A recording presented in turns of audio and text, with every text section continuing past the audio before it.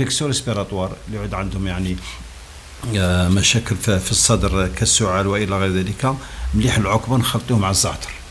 العقبه مع الزعتر هنا اما نشربوا الزعتر كما راهو بشرط نحافظوا على البخار تاعو، لان الزعتر فيه غازات متطيره يعني كي نديروا نغليوه، ولا نرحيو الزعتر والعقبه نرحيوه يولي غبره. نعم. ونشربوا ملعقه صغيره بالماء، ولا نديروا ماء المقطر تاع الزعتر. هذا أكل يقوي ويعاونوا جهاز تنفسي يعني يقاوموا ضد نحو الكحبه، لان كي تصرى التهابات في القصبات الهوائيه يسرى هذا السعال. فيما